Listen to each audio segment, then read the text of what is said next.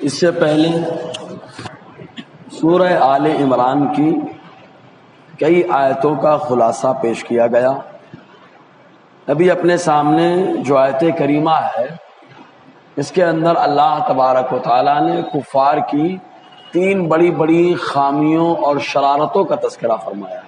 اب وہ چاہے کفار پہلے اہل کتاب رہے ہوں، بعد میں مرتد ہو گئے، یا پیدائشی طور پر کافر رہے، یا مکہ کے سرزمین پر رہ کر حضور صلی اللہ علیہ وسلم سے بغض و عناد کی بنا پر انکار کرتے رہے اسلام کا، اور اسلام کے خلاف پروپیگنڈا کرتے رہے، ان کی تین بڑی بڑی خامیوں کا تذکرہ ہے۔ پہلی خامی یہ کہ یہ اللہ تعالیٰ کی آیتوں کا انکار کرتے ہیں۔ اب انکار کرنا کیسے، وہ تفصیل میں بھی۔ دوسری خامی یہ ہے کہ یہ انبیاء کرام کو شہید کرتے ہیں۔ تیسری خامی یہ کہ جو بھی انصاف اور عدل اور حق بولنے کا حکم دیتا ہے کہ حق بولو، انصاف کرو، غلط کا ساتھ مت دو، یہ لوگ انہیں بھی قتل کر دیتے ہیں۔ تو اللہ تعالیٰ فرماتا ہے ان تین خامیوں کی وجہ سے ان کے سارے اعمال دنیا میں بھی برباد کر دیے گئے اور آخرت میں اکارت چلے گئے۔ بہرکیف اللہ تبارک و تعالیٰ فرماتا ہے ان الذین یکفرون بآیات اللہ، بے شک جو لوگ انکار کرتے ہیں اللہ کی آیتوں کا۔ اب انکار کرتے ہیں، انکار کرنا کئی طریقے کا ہوتا ہے۔ ایک یہ کہ صراحتاً آدمی انکار کر دے کہ میں نہیں مانتا، کہ جیسے مکہ کے باشندے حضور صلی اللہ علیہ وسلم کے سامنے رہتے، آقا علیہ السلام کے شب و روز کو دیکھتے، حضور صلی اللہ علیہ وسلم کی عظمت کا بھی اعتراف کرتے، لیکن خالی آقا علیہ السلام دلیل پیش کر کے اپنی نبوت و رسالت کو منواتے تو صاف انکار کر دیتے۔ سب مانتے لیکن نبی ہونا اس کا اقرار نہیں کرتے، تو ایک دم صاف صاف انکار کر دیتے۔ اور یا یہ کہ غلط تعویلیں کرتے، جیسے یہود و نصارہ کہ حضور صلی اللہ علیہ وسلم کے جو اوصاف آئے ان اوصاف کا مطلب کچھ اور بتا ڈالا، حالانکہ حضور صلی اللہ علیہ وسلم کی بعثت سے پیشتر ان لوگوں کو سب معلوم تھا کہ نبی آخر الزماں کہاں پیدا ہوں گے، ان کی ہجرت گاہ کیا ہوگی۔ انہیں معلوم تھا کہ اللہ کا جو نبی آخری ہوگا وہ مکہ کی سرزمین بطحائی میں پیدا ہوگا اور مدینہ ان کی ہجرت گاہ ہوگی۔ اسی بیس پر، اسی وجہ سے ایک شخص جو بادشاہ تھا جس کو تبع حمیری کہا جاتا تھا، جو یمن کا رہنے والا تھا، وہ عرب کے خطے میں جب آیا اور مکہ کی سرزمین پر آنے کے بعد گشت کی، اور اس کے بعد جب واپس جانے لگا تو مدینہ طیبہ اس وقت تک جو ہے ویرانہ تھا، کوئی گھر وہاں پہ نہیں تھا، لیکن جب وہاں پر پہنچے تو اس کے ساتھ 1000 علماء تھے۔ ان 1000 علماء نے مدینہ طیبہ عمارت وغیرہ کچھ نہیں، خالی موجود نشانیوں کو دیکھ کر کے کہا کہ یہ وہ جگہ ہے جہاں اللہ کے آخری نبی ہجرت کر کے تشریف لائیں گے۔ جیسے ہی نشانی دیکھ کر کے بتایا تو تبع حمیری نے کہا ان کی آخری آرام گاہ یہیں پہ، کہا یہیں پہ آرام گاہ ہوگی۔ تو انہوں نے 1-2 گھر نہیں بلکہ 1000 علماء تھے، تو وہاں پر 1000 گھر بنوائے۔ کتنے؟ 1000 گھر بنوائے اور علماء کو وہاں پر آباد کر دیا، اور آباد کرنے کے بعد ایک گھر خاص حضور کے لیے بنایا، اور بنانے کے بعد اپنے ایمان کا تذکرہ اور اپنے سلام کا تذکرہ ایک خط میں لکھا اور ان علماء کے حوالے کیا، اور کہا کہ نسلاً بعد نسل دیتے رہنا جہاں تک کہ نبی آخر الزماں کے پاس یہ میرا خط پہنچ جائے، انہیں معلوم ہو جائے کہ میں ان پر ایمان رکھتا ہوں اور ان کی عظمت پر سلام پیش کرتا ہوں۔ تو سب کچھ ان کو معلوم تھا۔ اب غور کریں نا، حضور صلی اللہ علیہ وسلم تبع حمیری نے گھر بنوایا تھا نا، بڑی عقیدت و محبت سے بنوایا تھا نا، حضور کے لیے بنوایا، اور کیا ہوا جب آقا علیہ السلام ہجرت کر کے جو ہے مدینہ طیبہ میں داخل ہونے لگے تو ہر صحابی یہ خواہش کر رہا تھا کہ حضور ہمارے گھر میں آ جائیں، حضور ہمارے گھر میں آ جائیں۔ تو حضور نے کیا فرمایا؟ میری قصبہ، میری اٹھنی کو چھوڑ دو، فَإِنَّهَا مَأْمُورَةٌ، کیونکہ اللہ تعالیٰ نے اسے حکم دے رکھا ہے۔ اللہ تعالیٰ نے کیا حکم دے رکھا تھا؟ وہ تبع حمیری جس نے آقا کی محبت میں گھر بنوایا تھا، اللہ نے حکم دے رکھا تھا کہ اٹھنی وہیں پہ جا کے ٹھہرے۔ یہی وجہ کہتے ابو ایوب انصاری اس گھر میں رہتے تھے، اور اس گھر کے سامنے ایک چھوٹا سا میدان، اونٹنی وہیں پہ جا کر کے ٹھہر گئی، ہے نا۔ تو غلط تعویلیں پیش کرنا، یا تو صاف انکار کر دینا اور یا غلط تعویلیں کرنا جیسے یہود و نصارہ کرتے رہے، اور یا حضور صلی اللہ علیہ وسلم کے اوصاف کو چھپانا جیسے یہود و نصارہ یہ بھی کرتے رہے کہ حضور کی صفتوں کا پہلے تذکرہ خوب کرتے تھے لیکن بعد میں ان لوگوں نے چھپانا شروع کر دیا۔ تو اللہ تبارک و تعالیٰ نے لوگوں کا بھانڈا پھوڑا، اور بھانڈا اس انداز میں پھوڑا کہ اللہ تعالیٰ قرآن میں فرماتا ہے کہ یہ لوگ حضور کو ایسے ہی جانتے کما یعرفون ابناءہم، یہ ایسے ہی حضور کو جانتے جیسے ایک انسان اپنے بچے کو پہچانتا ہے۔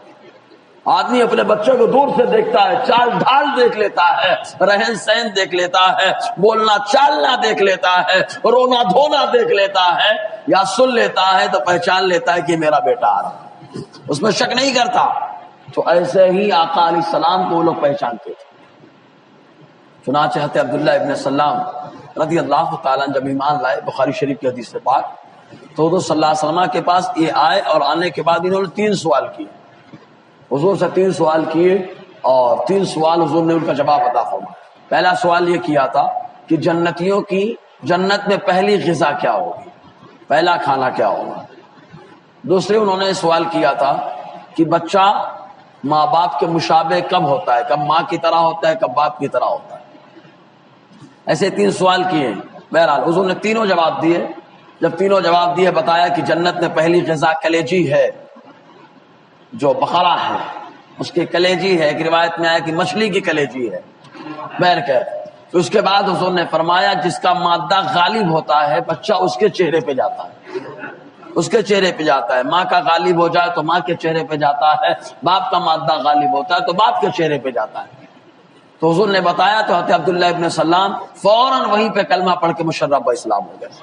اور حضرت عبداللہ ابن سلام وہ کتابی عالم تھے، تورات کے عالم تھے، جو حضور کے صحابی بنے، خود عالم، ان کے والد عالم، ان کے دادا بھی عالم تھے، یعنی پورا گھرانہ عالموں کا گھرانہ تھا۔ جب وہ ایمان لائے، اتنے میں جب وہ کلمہ پڑھے تو یہودی آ گئے حضور کے پاس۔ جب یہودی آئے تو حضرت عبداللہ ابن سلام نے حضور کی بارگاہ میں عرض کیا سرکار ان لوگوں سے پوچھے کہ اب میرا مقام ان کے درمیان کیا ہے، اور میں پیچھے چھپ جاتا ہوں۔ حضور صلی اللہ علیہ وسلم کے پاس وہ لوگ آنے لگے، عبداللہ ابن سلام پیچھے جا کر چھپ گئے۔ آئے یہودی تو حضور نے پوچھا یہ بتاؤ تمہارے درمیان عبداللہ ابن سلام کا کیا مقام ہے؟ کہا وہ ہمارے سردار ہیں، ہمارے بڑے عالم ہیں، ان کے باپ بھی عالم، ان کی بڑائیاں مشہور ہیں۔ تو اتنے میں ان کی تو تعریف کر رہے تھے یہودی عبداللہ ابن سلام کی۔ حضرت عبداللہ ابن سلام پیچھے چھپے تھے، باہر نکل کے سامنے آئے اور کہتے ہیں اشہد ان لا الہ الا اللہ واشہد ان محمدًا عبدہ ورسولہ، تاکہ ان کو معلوم ہو جائے کہ جن کو تم عالم کہتے ہو، بہتر کہتے ہو، سردار کہتے ہو، وہ کلمہ پڑھ کے محمد عربی کا غلام ہو چکا ہے نا۔ جیسے ہی سنا جانتے فوراً کیا کہتے ہیں، نہیں نہیں یہ عالم نہیں رہے، یہ عالم نہیں رہے، یہ ہمیں سب سے برے ہیں، یہ ہمارے سردار نہیں ہے۔ مطلب حق بولا تو یہودیوں کو خراب لگ گیا۔ معلوم یہ ہوا کہ اگر اسلام کی تعلیم حق بولی جائے تو مسلمان کو خراب نہیں لگنا چاہیے، کیونکہ اسلام کی تعلیم اگر کسی کو خراب لگتی ہے تو وہ اپنا محاسبہ کرے، کہیں ایسا تو نہیں ہے یہودیوں کی صفت اس کے اندر آ رہی ہے، کیونکہ یہودیوں کو حق پسند نہیں آیا۔ جسے حق پسند آتا ہے وہ ابو بکر صدیق کہلاتا ہے، جسے حق پسند آتا ہے وہ عمر کہلاتا ہے۔ تو حق پسند کرنا یہ ایمان والوں کا شیبہ ہے۔ جی تو انکار کرتے رہے حضور کے اوصاف کا، تو انکار کرنا صراحتاً انکار کر دینا، اور یا غلط تعبیریں کر دینا یا اوصاف چھپانا۔ تو اللہ تعالیٰ فرماتا ہے بے شک جو لوگ اللہ کی آیتوں کو انکار کرتے ہیں۔ اب ایک بات آپ غور کریں، اللہ کی آیتیں کیا ہیں؟ آیت کے معنی ہوتا ہے نشانی، آیت کے معنی ہوتا ہے نشانی۔ تو کیا مراد ہے؟ تو کئی اس کے معنی بتائے جاتے ہیں، یعنی تورات اور انجیل میں جو حضور کے اوصاف ہیں، چونکہ حضور صلی اللہ علیہ وسلم کی ایک ایک صفات اللہ تعالیٰ کی قدرت کاملہ کی نشانی ہے۔ بھائی ایک آدمی ہے جو سامان بناتا ہے تو بڑا اچھا بناتا ہے، تو جو سامان ہے اس کی تعریف کرو تو بنانے والے کا کمال ہے نا، اس کے کمال کی تعریف ہوگی۔ تو اللہ تعالیٰ نے اپنے محبوب کو ایسا بنایا کہ محبوب کی تعریف کرو تو خلاق کائنات کی خود بخود تعریف ہو جاتی ہے۔ تو حضور صلی اللہ علیہ وسلم کی شان، ان کی عظمت، ان کے اوصاف یہ اللہ تعالیٰ کی نشانیاں ہیں۔ تو وہ لوگ تورات و انجیل میں جو آئے ان اوصاف کا لوگ انکار کرتے ہیں، یا غلط تعبیر کرتے ہیں، اور یا تو لوگ چھپاتے ہیں۔ اور کچھ لوگوں نے کہا آیتوں سے مراد قرآن مقدس ہے۔ قرآن مقدس کی ایک ایک آیت کی مکہ کے باشندے سب تو مانتے تھے، لیکن قرآن کو اللہ کی کتاب نہیں مانتے تھے۔ کیسے اللہ کتاب دے گا، یہ سب چکرے پریشان رہتے تھے۔ ارے جیسے اللہ بارش دیتا ہے انکار نہیں کرتا ہے بندہ، جیسے اللہ کھانا کھلاتا ہے روزی دیتا ہے بندہ انکار نہیں کرتا ہے، جیسے اللہ زندگی عطا فرماتا ہے بندہ انکار نہیں کرتا ہے، جیسے اللہ موت دیتا ہے بندہ انکار نہیں کرتا ہے۔ بھائی یہ بھی اللہ کی قدرت ہے نا۔ ویسے ہی اللہ تبارک و تعالیٰ نے ایمان والے اور بلکہ دنیا کی ہدایت و رہبری کے واسطے ہم کو ایک کتاب عطا فرمائی، وہ قرآن مقدس ہے۔ اس پہ کیا انکار ہو رہا ہے؟ اللہ تعالیٰ نے کیسے دے دیا؟ تو آیتوں سے مراد قرآن کی آیتیں ہیں، اور کچھ لوگوں نے کہا آیتوں سے مراد نشانیاں یعنی مصطفیٰ کے معجزات، مصطفیٰ جان رحمت کے معجزات۔ مکہ کے باشندے بھی معجزات کا انکار کرتے رہے، آج داڑھی ٹوپی والا بھی معجزات کو تسلیم کرنے کے لیے تیار نہیں، بہت سارے معجزات کا انکار کر رہا ہے اور اپنے آپ کو حدیث کا سمجھدار کہتا ہے۔ تو اللہ تبارک و تعالیٰ ایسے لوگوں کے بارے میں فرماتا ہے کہ اللہ کی آیتوں کا مذاق اڑانا انکار کر رہے ہیں، کیونکہ مصطفیٰ کے معجزات کا انکار کرنا یہ بھی اللہ تعالیٰ کی نشانیوں کا انکار کرنا ہے۔ جی حضور صلی اللہ علیہ وسلم کو اچھا سارے انسان دکھی چیز کو جانتے ہیں، ایسے ہی ہے نا، جو انسان دکھ رہا ہے اسی کو جانتا ہے، اسی کو جو دکھ رہا ہے اسی کو جانتا ہے، اور جو دکھتا ہے اسی کو جانتا ہے، یہ انسان کی عادت ہے۔ جو نہ دکھے اسے جان لے یہ عادت کے خلاف ہے، جو نہ دکھے اسے جانا جائے یہ عادت کے خلاف ہے، اور عادت کے خلاف اگر نبی جانتے ہیں نبی بتاتے ہیں تو اسے معجزہ کہا جاتا ہے۔ میری بات سمجھیں کہ نہیں آپ؟ تو دیکھ کر کے انسان جان لیتا ہے یہ عادت ہے، مصطفیٰ دیکھے نہ دیکھے سب جان لیتے ہیں یہ مصطفیٰ کا معجزہ ہے۔ سمجھا نہیں؟ معجزہ ہے آقا علیہ السلام کا، تو اس کا انکار کرنا اللہ کی آیت کا انکار کرنا، جی اللہ تعالیٰ کی نشانی کا انکار کرنا۔ جی وَيَقْتُلُونَ النَّبِيِّينَ بغیر حق، اور اللہ تعالیٰ فرماتا ہے نبیوں کو قتل کرتے ہیں، شہید کرتے ہیں ناحق۔ میں ایک بار بتا رہا تھا میں شاید کہ قبیلے ریل، زکوان اور اسیہ آپ نے سنا ہوگا، ان قبیلوں کے لوگ آقا علیہ السلام کے پاس آئے اور کہا کہ ہم لوگ اسلام کی طرف بڑے راغب اور مائل ہیں، آپ ایسا کریں ہمارے قبیلوں کی طرف کچھ لوگوں کو سمجھانے کے لیے بھیج دیں۔ حضور صلی اللہ علیہ وسلم نے 70 بڑے بڑے قاری کا مطلب بہت بڑا عالم اور مفتی، آج کے دور میں نہیں، بہت بڑے عالم اور مفتی کو اقرا اور قاری کہا جاتا۔ حضور صلی اللہ علیہ وسلم نے 70 لوگوں کو روانہ کیا، اور قبیلہ لیل، زکوان اور اسیہ کے لوگوں نے دھوکہ دے دیا، ان صحابہ کرام کو شہید کر دیا، پہلے قید میں رکھا بعد میں شہید کر دیا۔ مصطفیٰ کو اتنا غم لاحق ہوا کہ فجر کی نماز میں حضور صلی اللہ علیہ وسلم ان کے خلاف دعا کرتے رہے، جس کو قنوت نازلہ کہا جاتا ہے۔ تو اب ہمارے یہاں داڑھی ٹوپی والا بولتا ہے، بولے مولانا حضور کو معلوم نہیں تھا، اگر معلوم ہوتا تو کائے بھیجتے، ہے نا، اعتراض کرتے ہیں، ہوتا ہے کہ نہیں ہوتا ہے؟ اسکول میں بھی ہوتا ہوگا، آپ لوگوں کو سرکل میں بولنے والا، اب زبان ہے پھسلتی رہتی ہے، اسی زبان سے سچ بولو، اسی زبان سے جھوٹ بولو۔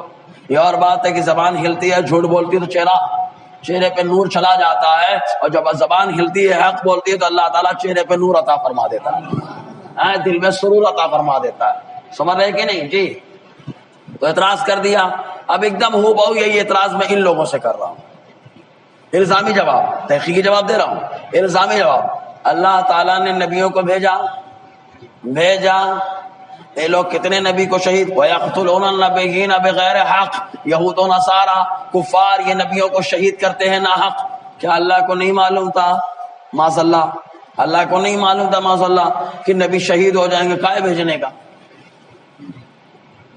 جو اعتراض مصطفیٰ کی ذات پہ کرتے ہو وہی اعتراض مصطفیٰ پہ خالی نہیں رہے گا، خدا کی ذات پہ ہو جائے گا، سمجھ رہے کہ نہیں؟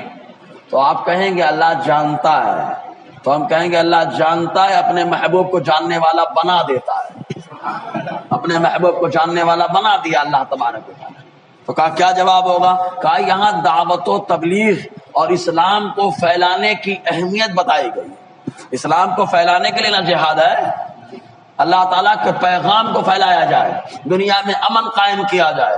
تو کہا قبیلہ ریل، زکوان وغیرہ سب کے بارے میں معلوم تھا، لیکن مصطفیٰ نے بھیجا، کیوں بھیجا؟ اس لیے بھیجا کہ اللہ کی سنت پہ عمل ہو جائے، کہ اللہ تعالیٰ نے تبلیغ کی اہمیت بتانے کے لیے نبیوں کو بھیجا۔ اگرچہ ان لوگوں نے نبیوں کو شہید کر دیا، اللہ پھر بھی بھیجتا رہا۔ معلوم یہ ہوا اگرچہ لوگ شہید ہوتے رہے، دعوت و تبلیغ کو بڑھاتے رہنا یہ خدا کی سنت کریمہ ہے نا؟ سمجھ میں آیا کہ نہیں؟ خدا کی سنت کریمہ۔ اللہ تعالیٰ فرماتے ہیں ان کے اعمال برباد ہو گئے۔ کہیں پھر ہم نے فرمایا وباءوا بغضب من اللہ، نبیوں کو شہید کر دیا تو اللہ کا غضب ان کے اوپر آ گیا۔ تو جیسے اللہ کا غضب یہاں پہ آیا، ویسے ہی قبیلہ ریل زکوان کے اوپر مصطفیٰ کا غضب نازل ہو رہا ہے۔ سمجھ رہے کہ نہیں آپ؟ جی ہو بہت سیم وہی اعتراض۔ اور ان لوگوں نے ایک دو نبی نہیں، پچھلے ہفتہ میں نے بتایا تھا نا، ٹرپل طلاق کے بیس پر جو ہے نبیوں کو شہید کیا، میرا پورا بیان ہوا اس پہ۔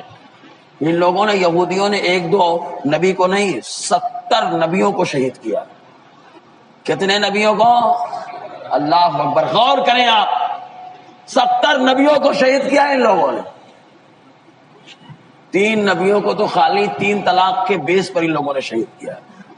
3 طلاق، ہمارے یہاں تو معاملہ آتا ہے، ہم لوگ 3 طلاق کو بولتے ہیں 3 ہی طلاق ہے، ایسا ہی ہے نا؟ 3 طلاق، کتنی طلاق ہے؟ 3 طلاق ہے۔ الحمدللہ ہمارے یہاں حدیثیں ہیں، ابن ماجہ کے اندر ہے، حضرت فاطمہ بنت قیس کا پورا واقعہ ہے ابن ماجہ کے اندر، بخاری شریف کے اندر ہے۔ بس شرط یہ ہے کہ ہم لوگ مطالعہ نہیں کرتے ہیں، اور ہمارے یہاں اس کو مطالعہ کر کے بیان بھی نہیں ہوتا، اور بیان ہوتا ہے تو خشک ہوتا ہے، ہم سنتے بھی نہیں، سوتے رہتے ہیں پھر، کیونکہ ہم لوگ کو واقعہ معجزات والے ہیں نا، واقعہ سننا، سبحان اللہ بولنا، یہ ہمارا کام ہو چکا ہے۔ معجزہ سن کر کے ایک دم نعرہ لگانا ہمارا کام ہو چکا ہے بھائی۔ ارے ٹھیک ہے، معجزہ بھی سنتے ہیں ہم لوگ، واقعات بھی سنتے ہیں، لیکن مصطفیٰ کے پیغامات کو بھی سننا چاہیے نا۔ طلاق کے تعلق سے آقا نے کیا بتایا وہ سننا چاہیے نا، کیا طریقہ ہوتا ہے کیا نہیں ہوتا ہم سیکھتے نہیں۔ تو 3 طلاق، 3 ہی طلاق ہوتی ہے۔ حدیث سن لے، ابن ماجہ کی حدیث پاک ہے، حضرت فاطمہ بنت قیس، اور حدیث صحیح ہے، البانی بھی بولا ہے صحیح ہے، البانی ان کا ابا ہے، غیر مخلد کا، سمجھ ہے نا؟ اب معلوم کون سا باپ ہے، یہ بہت طنز بھرا جملہ ہے، کون سا باپ، علمی باپ ہے یا عملی باپ ہے، کون باپ ہے وہی جانے۔ تو البانی نے بھی اس حدیث کو صحیح کہا۔ حضرت فاطمہ بنت قیس رضی اللہ تعالی عنہا فرماتی ہیں کہ میرے شوہر یمن کی طرف جا رہے تھے، گھر سے نکلنے لگے، دروازے پہ پہنچے، کچھ بات ہوئی جس کی وجہ سے انہوں نے 3 طلاق دے دیا، دروازے پہ کھڑے کھڑے دان۔ اب 3 دے دیا، ان کے یہاں تو ایک ہی رہے گا نا، لیکن آؤ مصطفیٰ کے یہاں کتنا ہوگا؟ ابن ماجہ کی صحیح حدیث، آقا کی بارگاہ میں معاملہ رکھا جائے، حضور صلی اللہ علیہ وسلم کے پاس پہنچے اور جا کر کے رکھا معاملہ، تو حضور نے فرمایا 3 واقع ہو گئے۔ حضور نے کیا فرمایا؟ کتنی واقع ہو گئے؟ بولیے نا یار، کتنی بڑھ گئیں؟ اچھا ہم کہتے تو کہتے مولانا تم کہہ رہے ہو، تو ہم کہیں گے پیارے مولانا نہیں کہہ رہے ہیں، وہ نبی کہہ رہا ہے جو ساری کائنات کا مولا ہے، جس کو اللہ تعالیٰ نے ساری کائنات کا آقا بنایا، اس نے کہا 3۔ سمجھ میں آیا؟ ابن ماجہ کے لیے بخاری کے اندر بھی ہے، کتاب اللعان کے اندر حضرت اویمر اجلانی رضی اللہ تعالی عنہ نے آقا علیہ السلام کی موجودگی میں مسجد نبوی کے اندر ایک نہیں اپنی بیوی کو 3 طلاق دیا۔ آقا علیہ السلام نے حضرت اویمر اجلانی کی بیوی پہ 3 طلاق نافذ قرار دیے کہ 3 طلاق پڑ گئے۔ سمجھ میں آیا کہ نہیں آیا؟ کس نے نافذ کیا، ہم نے یا مصطفیٰ نے؟ تو امام اعظم حنیفہ کے موقف کو سمجھنا آسان نہیں ہے پیارے۔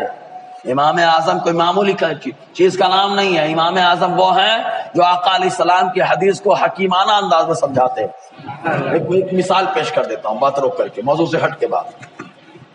ایک بار امام اعظم حنیفہ کیا ہے، امام تلاوت کرتا ہے، مقتدی نہیں۔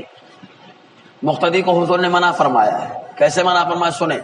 امام اعظم کا موقف رہا تو کوفہ میں ہنگامہ ہو گیا، ارے یہ تو نعمان بن ثابت کہتے ہیں کہ خالی امام تلاوت کرے گا، مقتدی نہیں کرے گا۔ سب جمع ہو گئے، کافی لوگ جمع ہو گئے، کہا چلو نعمان بن ثابت سے ہم گفتگو کریں گے۔ امام اعظم حنیفہ کے پاس آئے اور سب کائیں بولنا شروع کر دیے۔ امام اعظم نے فرمایا یہ بتاؤ تم لوگ سب بولو گے یا تم میں سے ایک آدمی بولے گا؟ سب بولو گے تو مسئلہ ہو جائے گا، ایک آدمی بولے۔ تو ان لوگوں نے کہا کہ ہمارے اندر تو سمجھدار ہیں، علم والے ہیں، بڑا علم اللہ نے دیا ہے ان کو، یہ بات کریں گے، یہ ہمارے ترجمان ہیں۔ تو امام اعظم نے فرمایا ان کی بات تمہاری بات ہوگی؟ کہا ان کا ہارنا تمہارا ہارنا؟ کہا ان کا جیتنا تمہارا جیتنا؟ کہا۔ امام اعظم حنیفہ نے فرمایا تم نے اپنے دنیا کے معاملے میں ایک کو اپنا امام بنا لیا، وہ صحیح تو تم صحیح، وہ غلط تو تم غلط۔ ہم نے نماز کے اندر ایک آدمی کو اپنا امام بنا لیا، اس کی صحیح تو ہماری صحیح، اس کی غلط تو ہماری غلط ہے۔ تو پھر اس کے بعد امام اعظم حنیفہ نے فوراً آقا علیہ السلام کی حدیث کو پیش فرمایا حضور فرماتے من کان لہ امام فقراۃ الامام قراۃ اللہ۔ حضور نے فرمایا جس کا امام ہوتا ہے تو امام کا پڑھنا مقتدی کا پڑھنا ہوتا ہے۔ کتنی اچھے انداز میں امام اعظم نے سمجھایا۔ اب یہ اور بات ہے کہ گدھوں کو نہیں سمجھ میں آتی یہ بات سمجھ آئے کہ نہیں؟ تو حدیثیں ہیں، تو انہوں نے نبیوں کو شہید کیا 3 طلاق کے بیس پر۔ حضرت یحییٰ علیہ السلام سے ایک بادشاہ تھا، اور بادشاہ نے اپنے لڑکے کی شادی اپنی کزن مطلب اپنے بھائی کی لڑکی سے کر دی، اس کی کزن سے کر دی، اور بھائی کی لڑکی بڑی پیسے والی، بڑی مال و دولت والی، اب اس کو پسند نہیں، تو اس نے جو ہے تینوں غصے میں دے دیا، نکاح کے بعد اعتراض دے دیا، تینوں دے دیا۔ اب اس وقت جو ہے ہمارے یہاں تو بھائی فتویٰ دینے کے لیے ابھی چلو سنیوں سے جڑ کے لے لے میں، اور جہاں 3 طلاق دے دیے بولے ایک اور ہے وہاں چلتے، وہ بھی تو کلمہ پڑھتے ہیں نا۔ ابھی تک یہ تھے، اب وہاں پہنچے، وہاں کا معاملہ تو خالی یہ ہے، وہاں پہ جس کا فتویٰ چلتا تھا وہ اللہ کا نبی ہے جسے یحییٰ علیہ السلام کہا جاتا ہے۔ لوگوں نے کہا یحییٰ علیہ السلام سے کیا مسئلہ ہے؟ آپ نے فرمایا لا تحل له من بعد حتى تنكح زوجا غيرا۔ آپ نے فرمایا اس کی بیوی اس کے لیے حرام ہو چکی ہے، 3 طلاق نافذ ہو چکے ہیں، جب تک وہ دوسرے سے شادی نہیں کر لے گی اور دوسرا طلاق نہ دے دے یا دوسرے کا انتقال نہ ہو جائے تب تک پہلے کے لیے حلال نہیں ہوگی۔ ایک دم ہمارا ہی مسئلہ ہوا کہ نہیں، لیکن ہمارے یہاں طریقہ غلط ہے، پہلے بتا دیں۔ ہم لوگ یہاں بولتے نا نکاح کر لیے سویرے چھوڑ دینا، یہ غلط ہے، شرط مت لگاؤ۔ شادی کر رہا ہے اس نیت سے کرے لڑکا کہ میں پوری زندگی اس کے ساتھ گزارنے والا ہوں، ہے نا، پھر کسی وجہ سے طلاق ہو جائے یا لڑکے کا انتقال ہو جائے تو لڑکی عدت گزار کے پہلے شوہر سے شادی کر سکتی ہے، یہ طریقہ ہے، ٹھیک ہے نا۔ تو امام اعظم حضرت یحییٰ نے فتویٰ دیا، جب فتویٰ دے دیا تو بادشاہ تھا، اس نے برداشت نہیں کیا، اور اس کی جو بھابھی تھی اس نے ابھارا بھی، اس نے کہا یحییٰ علیہ السلام کو شہید کیا جائے، آپ کی گردن کاٹ دی گئی، آپ کو شہید کر دیا گیا، آپ کو تو شہید کر دیا گیا، لیکن یاد رکھو پیارے، نبی زندہ ہوتا ہے، نبی زندہ ہوتا ہے، شہید ہو چاہے نہ ہو وہ زندہ ہی ہوتا ہے۔ تھالے میں آپ کا سر ہے اور آپ کے لب کھلے ہیں، زبان ہل رہی ہے اور ایک ہی کلمہ نکل رہا ہے، اس کی عورت اس کے لیے اب حلال نہ رہی، لا تحل له لا تحل له لا تحل له، اب اس کی عورت اس کے لیے حلال نہ رہی۔ کہا یہ معاملہ بڑھ گیا، آخر یہ کس کے بیس سے بول رہے ہیں؟ کہا زکریا کی وجہ سے بول رہے ہیں۔ تو اب حضرت یحییٰ کے بعد آپ کے والد زکریا کو شہید کیا گیا، اس کے بعد حضرت یحییٰ علیہ السلام کے گردن سے خون زیادہ نکل رہا تھا، بہت زیادہ خون کنٹرول میں نہیں۔ حضرت ارمیہ علیہ السلام آئے، انہوں نے کہا کہ بخت نصر بادشاہ ان کے اوپر مسلط ہو چکا ہے، یہ ڈھونڈ ڈھونڈ کر کے قتل کر رہا ہے ان لوگوں کو، اب تو انہیں چھوڑ دیں، تو خون تو بند ہو گیا۔ تو یہودیوں نے کہا یہ بھی ملے ہوئے ہیں، ان کو بھی شہید کر دیا جائے، حضرت ارمیہ کو بھی شہید کر دیا گیا۔ ذرا سوچیں آپ، اگر ہمارے ہاں عالم صحیح مسئلہ بتا دے تو اس کو شہید نہیں کیا جاتا، اس کی عزت کو ضرور شہید کر دیا جاتا، اس کی عظمت کو ضرور شہید کر دیا جاتا۔ اس نے حق کیسے بول دیا؟ ارے بھائی عالم وہی ہوتا ہے جو آقا علیہ السلام کی نیابت میں جھوٹ نہیں بولتا، وہی بولتا ہے جو خدا کا پیغام ہوتا ہے نا، ورنہ اس کو عالم کہلانے کا حق ہی نہیں ہے، حضور کا وارث کہلانے کا حق ہی نہیں ہے اس کو۔ تو نبیوں کو ان لوگوں نے شہید کیا، اس طریقے سے شہید کیا، ذرا سوچیں آپ۔ تو اللہ تعالیٰ فرماتا ہے وَيَقْتُلُونَ النَّبِيِّينَ بِغَيْرِ حَقٍّ، نا حق نبیوں کو شہید کرتے رہے، اور نبیوں کے ساتھ ساتھ جو نبیوں کے سپورٹ میں آئے، کہا انصاف کرو، عدل کرو، جھوٹ مت بولو، مکاریاں مت کرو، عیاریاں مت کرو، ہمیشہ انصاف کو پروان چڑھاؤ۔ جس قوم میں انصاف ہوتا ہے وہ قوم ہمیشہ خوشحال ہوتی ہے، جس قوم میں انصاف کا جذبہ ختم ہو جاتا ہے تو یاد رکھو وہ قوم ہمیشہ پریشان رہتی ہے۔